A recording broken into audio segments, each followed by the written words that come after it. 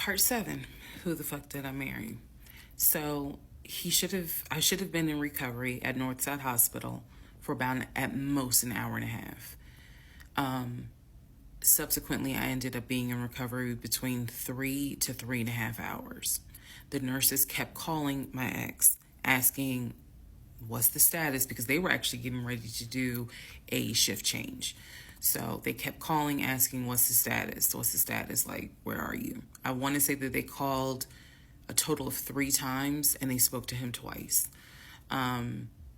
So at this point, I knew that they were all like, where's her fiance? Like, what is going on? He said he was stuck in traffic, and so he was making his way there. He eventually did get to Northside Hospital, and they wheeled me down because, again, he couldn't come in just because of the protocols. So when I got in the car, and I'm in pain, but yet drugged up, couldn't keep my eyes open, I was just out of it. But I remember him calling my aunt and my mother and letting them know I picked her up, we're on the way home, let me get her settled, and then I'll give you guys an update. I remember that. What I did not know was that he had texted my aunt and my mom and asked them to not bother me for like a week. Like, just please don't reach out to her. Let her just rest. I am from New Jersey. I am from an African American family. You don't tell my black mama or my black aunt that, please don't bother her for a week. I didn't know this at the time, but I'm just interjecting that part. I'm trying to stay in the timeline, but he did apparently do that, and my aunt was like, "Well, I will fuck you up." Anyway, so go home. He waits on me hand and foot. I recover. Just needed about 24 to 48 hours to just get my mind right.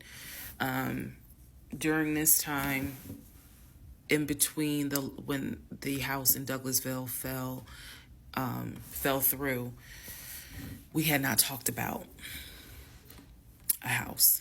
So I guess it was about a week later, after the DNC, he decides that, do you want to start looking for a house again? Excuse me, I have hiccups, y'all. Do you want to start looking for a house again? Because of what happened with the house in Douglasville, I felt like I was smarter this time to say, I want to be involved in every aspect, because I don't know what the fuck happened with that house in Douglasville. But what I do know is that he lied to me. I didn't know then what I know now. I just knew he lied about I knew he lied about being under contract. So I told him, I said, I don't want to work with your friend who I've never met, never talked to. I know that he has talked to him because he's talked to him in front of me. And I'm going to demonstrate on one of the videos how he used to do his phone calls. Don't worry, it's coming. So we found a new real estate agent. Really nice guy. His name was Scott. I am using his real name. Really nice guy. And we told him what the budget was. And Scott was like, okay, when you guys are ready, we can start looking at houses. Try to look for houses that are empty, because you can actually tour those. If it's a house where someone's already living in there, chances are it's going to have to be a virtual tour because of COVID.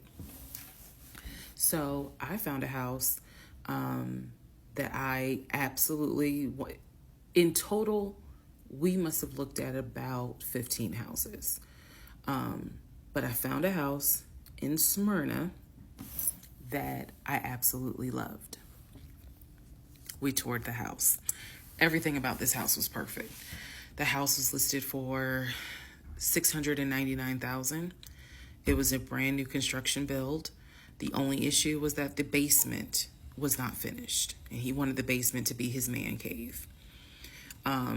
Again, I went with him to tour this house.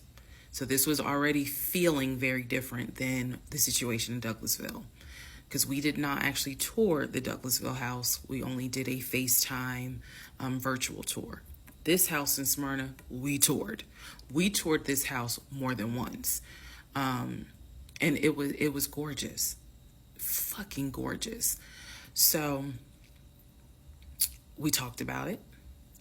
He said that he had the money. Again, the price was $699. He said he felt comfortable putting in an all-cash offer.